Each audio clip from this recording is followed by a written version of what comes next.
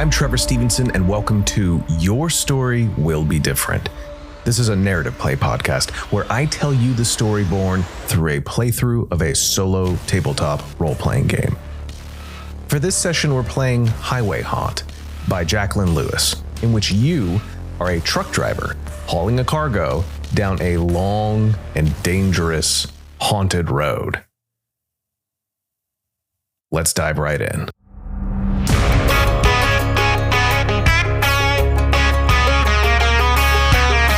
Caspian stepped up into the cabin of his truck and instinctively flicked the bobblehead tiki girl glued to the dashboard. He had plenty of time to get to his destination for his delivery, but any time he had refrigerated cargo, he felt an extra sense of urgency. He waved at the stern-looking Arctic Solutions dockmaster as he put the 18-wheeler in gear to pull away. The man didn't take his eyes from the cargo container as it left. In fact, he seemed almost relieved as Caspian drove by. He lowered the visor to spare his eyes from the bright Florida sun and found himself lingering too long on a photo he had tucked into the visor. A blown-out photo of his wife, Doreen, and their daughter, Millie. A smile creeped onto Caspian's face as he looked at it, and it stayed as his attention returned to the road. He could always count on that photo to give him a fresh dose of commitment and a sense of home. The smile slowly faded as his thoughts returned to their old, familiar haunts. His questioning of his future, and having watched his father slowly withered away every time he came back from another haul across the country. This was the future that awaited him. But something worse was gnawing at the back of his mind now. There was something else out there, a foreboding, something he couldn't put into words. He knew this trip would be different from the others. He shook his head and turned on the GPS device that Arctic Solutions required him to have on at all times. It was a double-edged sword. The routes they assigned him assured that he would never get lost, but they would always know where he was. As he shifted gears, literally and metaphorically, he turned on the radio and pulled onto the freeway. The GPS put him through a detour he didn't recognize, onto a stretch of road under clouds that hid the sun. Day turned to night as Caspian was forced to turn on the headlights. The clouds hung low and dense as the GPS chimed with yet another turn, leading him farther from any road he had ever driven on. Shadows somehow stretched across the asphalt, and the few trees that lined the road twisted upward like skeletal hands clawing at the sky. Caspian tapped his fingers nervously on the steering wheel. There was that gnawing feeling again. He couldn't shake the dockmaster's expression. The relief in his eyes had been almost cathartic. Caspian knew the pressure of moving refrigerated cargo could make anyone paranoid, but this felt different. Ahead, the faint glow of lights cut through the fog, signaling a rest area. Caspian's stomach growled as he checked his watch. After a fleeting internal debate, he decided to stop and stretch his legs. As he pulled in, he noticed how empty the lot was. Only a single gas pump and a dilapidated building stood at the center of the space. A man stood near the entrance of the building. He was lean and pale, dressed in a crisp uniform that looked out of date. Out of time, even. Even stranger, he wore dark sunglasses despite the overcast sky. As Caspian stepped down from his truck, the attendant turned and faced him as though he was expecting him all along. "You've got quite the road ahead." Caspian froze for a moment, unsure of how to respond.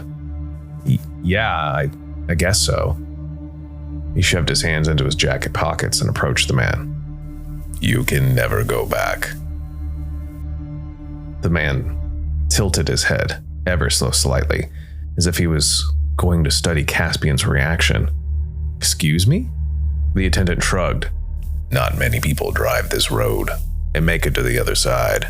At least, not the same way they started. But you know that already, don't you?" A chill creeped up Caspian's spine. He looked around the rest stop to see if anyone else had heard this exchange. The lights flickered on overhead. Sure. Caspian turned to walk away. Watch your mirrors. When you see something out there, don't look too long. Don't let them see you, see them. Whatever you do, keep moving forward. Caspian glanced over his shoulder, but the attendant had already vanished into the building. The door shut softly behind him. Caspian stood there for a moment, trying to make sense of the encounter. The words stuck themselves like thorns in his mind. Back in the truck, Caspian rubbed his eyes and started the engine. The rest area disappeared in his mirrors, and he merged back onto the highway. He tried to shake off the encounter, but as the highway stretched on ahead of him, Caspian couldn't help glancing at his mirrors a little more often than usual.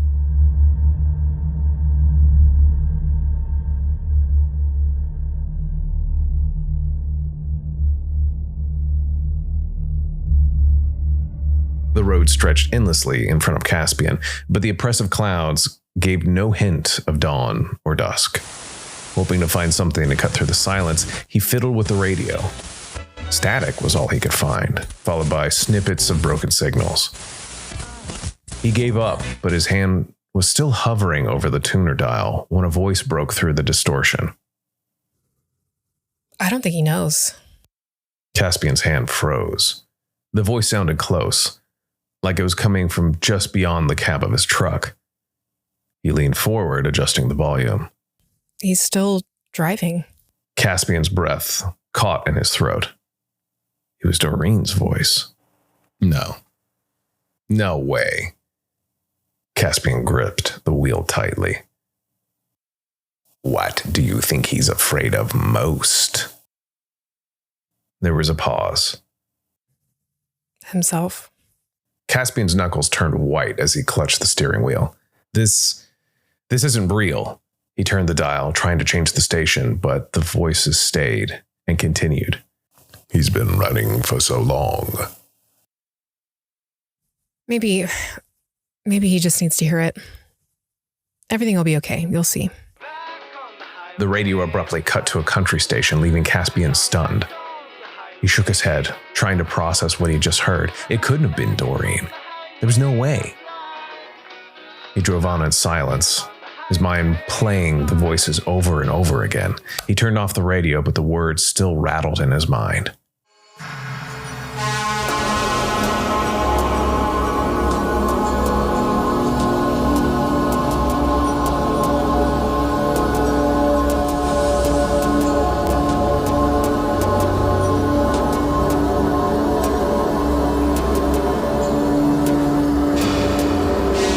Caspian's eyelids grew heavier with each passing mile. The GPS instructed him to continue straight and stay the course, but the tension in his body was becoming unbearable. His mind kept replaying the voices from the radio, and the attendant's ominous words just exhausted him further. He needed rest, anything to clear his head. Soon he spotted a neon sign flickering in the fog ahead. Crossroads Motel. The large, empty lot was littered with broken-down cars from various decades past. Caspian hesitated, but decided he had no choice. It wasn't safe to drive under such tired conditions. He pulled into the lot, parked, and killed the engine. The quiet that followed seemed louder than the roar of his truck. Inside the motel lobby, an older woman with a blank expression greeted him at the front desk. She barely acknowledged him as he signed in and handed over some cash. The entire exchange felt robotic. Room 6. She said without meeting his eyes. Check out by sunrise. He was too tired and didn't ask why. As Caspian walked to his assigned room, the corridor was lined with dim orange lights. Unlocking the door, he stepped into a sparse, cold space. The bed was neatly made, but looked like it hadn't been slept in for years. The air was stale, with a faint metallic odor that made him wrinkle his nose. "Just a few hours," he muttered to himself as he set an alarm on his phone. He collapsed onto the bed and was asleep within minutes. Hours later, Caspian's eyes snapped open. He couldn't move. His chest felt like a lead weight pressed down on it, and his limbs were completely paralyzed. The room was dark, except for the faint orange glow of the parking lot light filtering through the molding curtains. At first, he thought it was sleep paralysis, something he'd experienced a couple of times on the road before, but this felt different, more invasive. That was when he became aware of the presence. Someone, or something, was in the room with him. At the foot of the bed, a dark silhouette began to take shape. It was hunched with long, spindly arms. Caspian could make out a gaunt, almost skeletal figure. It shuffled closer, and as it moved, its form seemed to flicker between different shapes. An elderly man with hollow eyes, a feeble version of himself with gray hair and sunken cheeks. A voice echoed in his mind. "You're wasting your life on the road. Just like he did. Caspian's breathing quickened. He straightened against the invisible force holding him down, trying desperately to move. His mind screamed at him to get up, to run, but his body wouldn't obey. The figure loomed over him now, its face mere inches from his own. It grinned, revealing a set of rotting teeth. You'll end up like me. It's just a matter of time. "No!" Caspian gasped, forcing every ounce of strength into his muscles. He finally managed to jerk his arm free and shot upright, panting. The figure was gone. The room was silent again, save for the faint hum of the motel lights outside. He stumbled out of bed, drenched in sweat, and grabbed his keys. He wasn't staying another second longer. Sunrise be damned. Caspian's truck rumbled to life as he pulled out of the motel lot. He glanced at the clock on his dashboard. It was still the middle of the night, though he had no way of knowing how much time had passed. The oppressive clouds overhead showed no sign of lifting, making it feel like every moment was midnight. His nerves were raw. Every shadow on the road felt like a threat. He replayed the encounter in the motel over and over again, struggling to rationalize it. Lack of sleep, stress, paranoia. It all made sense in theory, but that thing in his room had felt too real. The road stretched on, dark and unrelenting.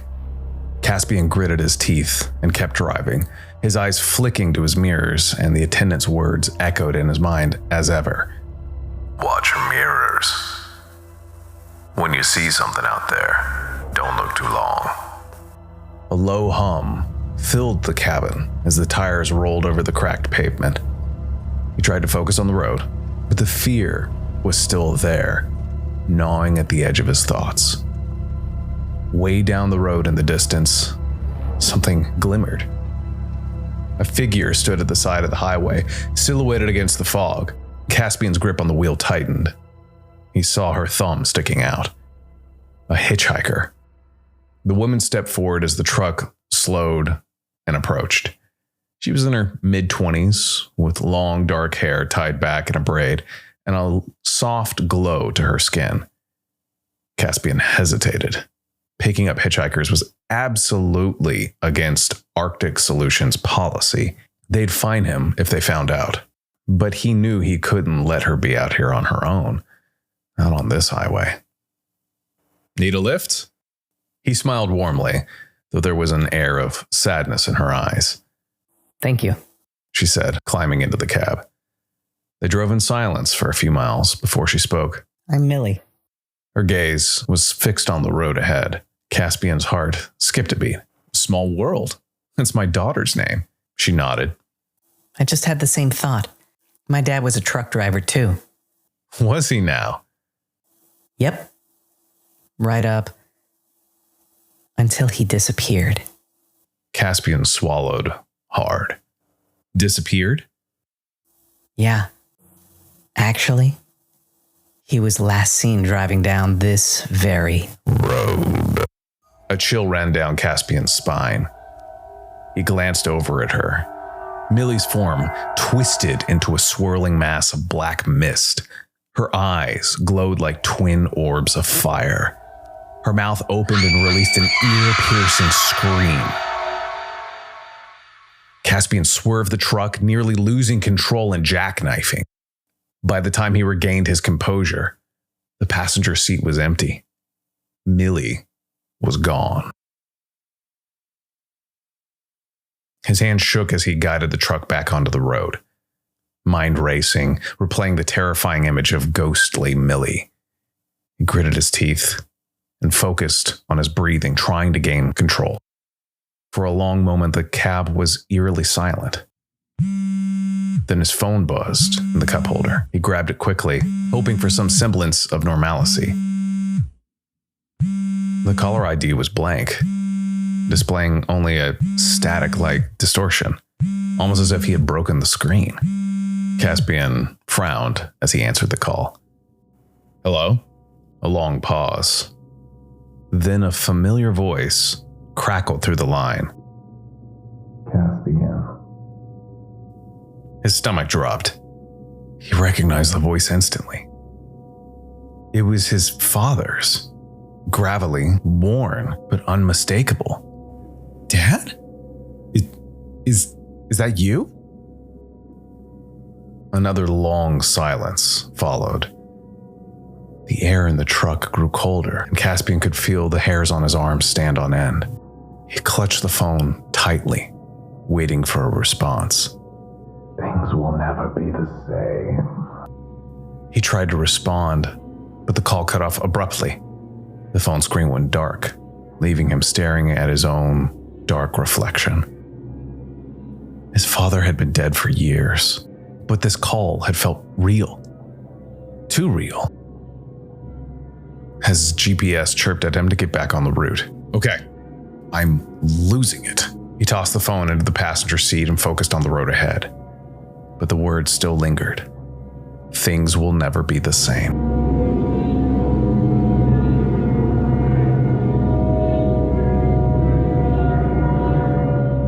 Hours later, Caspian pulled into a gas station in the middle of nowhere. He barely noticed the faded signage or the rundown pumps as he pulled up to the tank. His thoughts were still consumed by the phone call and all the other events of the night. As he entered the station to pay, a rack of trinkets caught his eye. Among the dusty souvenirs was a small air freshener shaped like a palm tree. It was identical to the one Doreen had bought when they first moved to Florida. She used to hang it in their car, saying it reminded her of home. For a moment, the oppressive weight in his chest eased. He took the air freshener and placed it on the counter. The clerk didn't say a word, simply ringing him up with an almost mechanical efficiency. Caspian thanked him and walked back to the truck. He made sure he hung the palm tree from his rearview mirror, with a faint scent of coconut and salt air wafting through the cab. It was a welcome reminder of Millie and Doreen and the life that was waiting for him when he was done.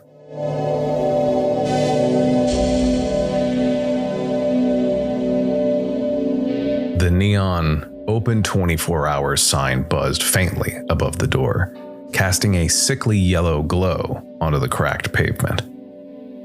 Caspian parked his truck in the empty lot and stared at the diner for a moment. He didn't feel particularly hungry, but something drew him in. When he entered, a small bell above the door jingled, echoing through the otherwise silent diner. The place was oddly pristine, with polished countertops and spotless checkered floors. He squinted in the dim lighting, taking in the lone person sitting at the counter. The man appeared to be in his 60s with gray hair, neatly combed back, and a worn leather jacket draped over his shoulder. He didn't seem startled by Caspian's arrival. In fact, He turned slowly, as if he'd been waiting for him to take a seat. Evening. Evening, Caspian replied cautiously. He hesitated, but something seemed to guide him forward to take a seat a few stools down from the man. Long drive? Yeah. Caspian rubbed his hands together. Not too long, honestly. I've had much longer. But it seems like this road just goes on forever. The man chuckled softly. That's how it feels sometimes. Out here, time and distance. They don't work like you'd expect. He gestured for the waitress behind the counter, who silently placed a cup of coffee in front of Caspian. Caspian nodded his thanks and took a sip. Feels like I've been driving through the same stretch of road for hours. There's no end in sight. I've always felt that these roads have a way of testing people. They'll make you question where you're going and why you're even going there in the first place. Tell me about it. Caspian stared into his coffee as the steam swirled like a ghostly haze. Feels like I've been stuck in a routine my whole life. Just driving, delivering, rinse and repeat. Well, that's not uncommon, especially for folks like you.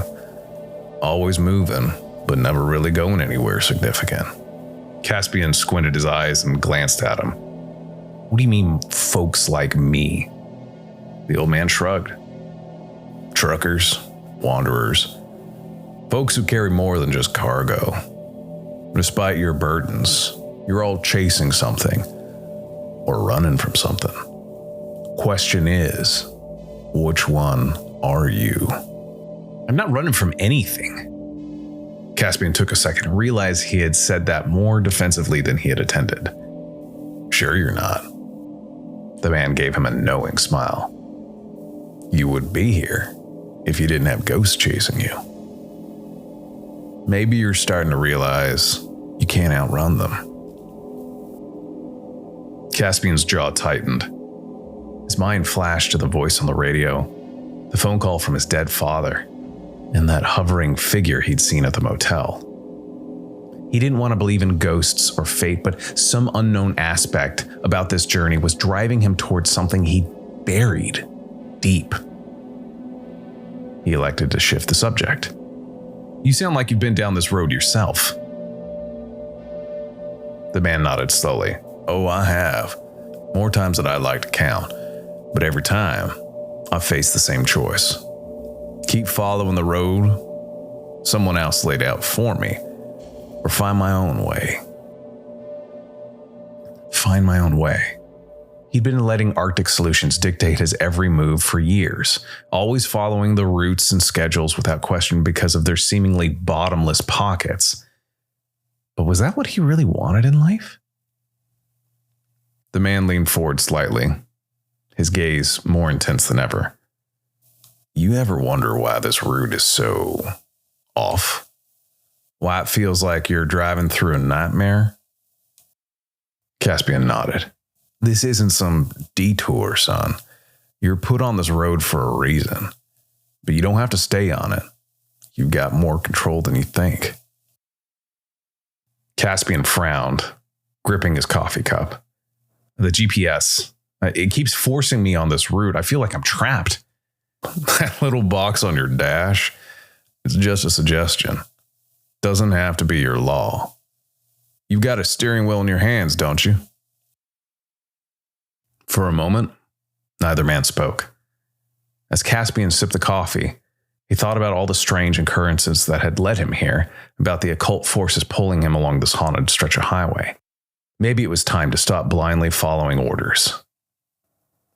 You know what? I don't even know where this road ends. Who says it does? But you can always choose when to exit. The hum of the diner lights was the only sound for a moment. Finally, Caspian stood and left a few bills on the counter. Thanks. The man gave him a nod. Safe travels. Just remember, fate's only as strong as you let it be. Caspian stepped out of the diner and into the foggy night. As he climbed back into his truck, he noticed that the palm tree air freshener was gently swaying in the breeze from the cracked window. He took a deep breath of it and turned the key in the ignition. That next stretch of the highway seemed almost peaceful compared to the last. Caspian's tension began to ease as he drove through the quiet, fog-laden landscape. His familiar zen-like driving had finally surfaced for this haul, and it wasn't until the headlights appeared behind him that anything broke his meditation. The lights were followed by a car that sped past his truck. A black sedan overtook his truck. Caspian watched as the car sped ahead and pulled into his lane. 2 children, a boy and a girl, appeared in the back seat, pressing their faces eagerly against the rear window. He chuckled softly. It was a familiar sight for him, kids wanting to hear a trucker blow the horn. He reached up for the pull cord and gave it a good yank, blasting a loud, satisfying honk into the night air. The children cheered, clapping their hands in delight. Caspian let himself smile, enjoying a momentary respite from the ever-present dread on this trip. But then, something changed. The children's faces contorted into unnatural grimaces, their mouths now lined with sharp gray teeth, and their eyes glinted like polished obsidian as they glared at each other with sudden, intense hatred. Caspian's smile faded. In the back seat, the 2 children began fighting, at first playfully, but their movements quickly turned violent. They clawed and struck each other, their small fists landing with unnatural force. The sound of their struggle was loud enough for Caspian to hear through the sealed cab of his truck. Jesus Christ, what the hell? Caspian leaned forward to get a better look. The parents in the front seat were oblivious, casually chatting as though nothing was wrong. The mother gestured with her hands, laughing at something the father said. Meanwhile, in the back seat, one of the children grabbed a fistful of the other's hair and yanked hard, slamming their head against the window. "Hey, stop it!" Caspian shouted instinctively, but he knew they couldn't hear him. The child nearest the window suddenly froze and turned to face him. His face was no longer human. His mouth stretched inhumanly wide into a grotesque grin, sharp teeth glinting in the dim light. His eyes glowed red, twin embers burning with malevolent amusement. The child nodded slowly at Caspian, acknowledging that it knew he was watching. Caspian's stomach twisted in fear. He hit the brakes, creating more distance between his truck and the speeding car ahead. The sedan didn't slow down, its taillights disappearing into the foggy horizon. His heart pounded in his chest. The image of the demonic child's grin was burned into his mind, amongst the many other horrible things he had seen on this route. He clenched the steering wheel so tightly his knuckles turned white and felt like they were going to break. Caspian kept his eyes locked on the road ahead, resisting the urge to look into his mirrors. The attendant's warning found its way into his mind again. Watch your mirrors. When you see something out there, don't look too long. He took a deep breath and focused on the rumbling hum of his truck's engine. But no matter how hard he tried to push the incident out of his mind, he couldn't shake the sensation he was being watched. Hours later, Caspian noticed something different about the road ahead. Buildings began to emerge from the fog. Faded storefronts, a church steeple, and rows of old houses. He was entering a small town, but the GPS remained eerily silent, offering no directions as he continued down the empty streets. The place looked vaguely familiar, though Caspian couldn't put his finger on why. It was as if it was a lingering fragment from a dream, or possibly a memory he couldn't quite recall. The streets were deserted, but the town felt alive in a strange, oppressive way. The old brick facade seemed to watch him with unseen eyes. The speed limit on this part of town lowered until it was at a modest rate, and then a stoplight loomed ahead at a town square, It shifted to red just as he approached. With a frown, Caspian grumbled under his breath and slowed the truck to a halt. After staring a hole in the red light in front of him, he noticed movement on the sidewalks around him. Shadows and fog began to coalesce into human forms. Dozens of figures, standing perfectly still, all facing his truck. Their expressions were blank, their eyes unblinking. A white-hot feeling welled within him and burned up to his face. The definitive feeling that he did not belong here. He looked back at the traffic light as he gripped the wheel tighter, his pulse quickening. Come on. The figures on the sidewalk began to move, very slowly at first. It seemed like they had never walked before. Nightmarish, ethereal toddlers locked on Caspian's vehicle. They quickly became used to their legs and soon took hesitant steps towards the truck. Their footsteps were eerily synchronized. Their eyes were fixated on him like predators closing in on prey. Oh, come on. He glanced between the light and the advancing figures. The stoplight remained callously red. The crowd picked up speed, breaking into a full sprint, their mouths open in silent screams, eyes wild with fury and desperation. Caspian's heart pounded in his ears. He jammed his foot on the gas, preparing to run the red light, but at the last second, the light flicked to green. He didn't hesitate. He floored the accelerator, the truck lurching forward with a roar. The crowd surged after him, but quickly fell behind as his speed increased. A lanky figure sprinted at the truck and managed to get a hand on it, but it quickly lost its grip. He didn't dare look back until the town was nothing more than a fading blur in his rearview mirror. His hands trembled on the wheel as he looked in his mirrors to see the town disappear into the fog as if it had never existed. He exhaled a shaky breath, trying to steady himself. That's it. No more of this goddamn route. He pulled the truck onto the shoulder of the road, his nerves frayed to the breaking point. The highway stretched endlessly in both directions, cloaked in darkness and mist. He shut off the engine and sat in silence. His breath came in shallow gasps. Enough was enough. He grabbed the GPS device and stared at the screen. The automated voice hadn't spoken since he entered the town. It displayed the same cryptic route as always, directing him deeper into this nightmare.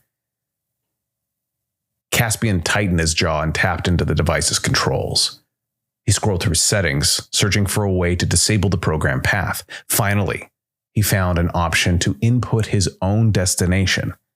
He entered the direct route to his delivery point, bypassing the repeated detours Arctic Solutions had mapped out for him. The GPS recalculated. New route confirmed. Caspian turned the engine back on and pulled onto the highway. The road in the distance was no longer covered in fog. He saw the first sign of daylight he'd seen in hours, days. Who knew? A golden sunset was breaking through the clouds. He didn't care if Arctic Solutions fined him or fired him. No more ghosts, no more illusions. He was going to finish this trip on his own terms.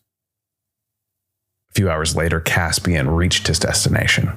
The refrigerated cargo yard was located on the outskirts of a sprawling industrial park. Tall fences lined the property, covered in concertina wire, and floodlights bathed the lot in harsh, artificial brightness. As Caspian pulled into the gate, a security guard waved him through with an indifferent glance. He drove toward the drop-off point and parked next to a row of similar trucks. Workers in orange vests moved methodically, unloading containers without a word between each other. Caspian stepped down from the cab and stretched. He glanced at the cargo container on his truck. The eerie feeling he carried throughout the trip was still there, but it had dulled, fading like the remnants of a bad dream. A dock supervisor approached him. The man's face was expressionless. His eyes darted briefly to the container before meeting Caspian's gaze. "You late?" "Yeah, you could say I hit some unexpected delays." The supervisor didn't ask for details. He simply handed Caspian a clipboard. "Sign here. We'll take it from here." Caspian hesitated for a moment, then scribbled his signature on the form. The supervisor nodded and gestured for the workers to begin unloading the cargo. As Caspian watched them work, he felt an overwhelming sense of completion. He climbed back into his truck and took one last look at the facility. Something about it all still didn't sit right with him, but he pushed the thought aside. He was done worrying about Arctic Solutions and their secrets. It was time to go home. The photo of Doreen and Millie tucked into his visor caught his eye. He smiled as always. They would be waiting for him when he got home. He couldn't wait to hold them again, to feel grounded in something real. As he drove, the events of the past 2 days began to blur. The ghosts, the voices, the haunting visions, they felt like a waking nightmare. His father's words echoed softly in his mind. "Things will never be the same." Caspian knew that was true, but maybe that wasn't a bad thing. He'd seen what his future could be if he stayed trapped on this endless road, and he refused to let that fate define him. He would make changes, spend more time with his family, find work that didn't keep him isolated and haunted. A familiar sound broke his thoughts. Up ahead, a family sedan cruised past his truck. 2 children in the back seat waved at him unexpectedly, motioning for him to pull the horn. He hesitated for a moment, then smiled and obliged, giving a long blast. The kids cheered, and this time there was no darkness in their eyes, just pure, innocent joy. This road stretched ahead, bright and open. For the first time in a long while, Caspian felt like he was driving towards something, not away from it.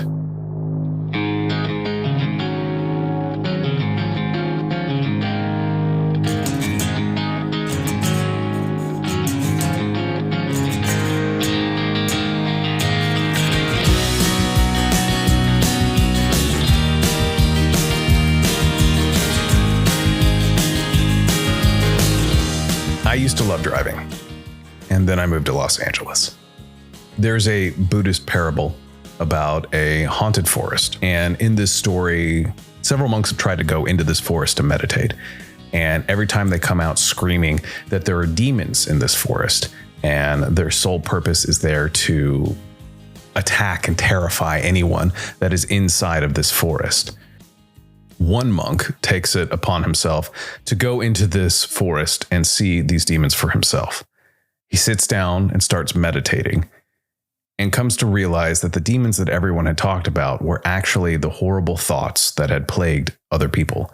The inner demons of people had manifested themselves during meditation and were haunting everyone that went in there. There were no literal demons. All that to say that I find generally when you're on an open road, it's a great opportunity for some introspection and some thought. And that was one of the things I really enjoyed about driving back in the day. And when I came across Highway Haunt, I got an immediate reminiscence of that experience. It was a fun trip down memory lane to think about that. And the mechanics of it kind of lend itself to be very open for interpretation as well. The way that it works is that you are given a set amount of fuel for your destination and a set amount of progress when it comes to the journey itself. You'll roll to figure out the various things that you encounter. You're just using 5 D6s, 6-sided dice. And there are prompts specifically to how you roll. It is up to you as the player to come up with the interpretation of that and how it affects your overall journey. Some of the examples are the phone call or stopping to eat somewhere or the small town. And one by one, you go through these prompts and you answer it however best you feel it works for the narrative.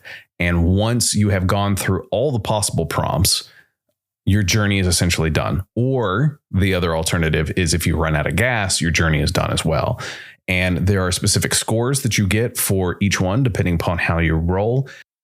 At the end of your journey, you look at your score and see how you fare. And it just so happened that for Caspian, his turn ended up being that he is no longer haunted by what had been following him the entire time.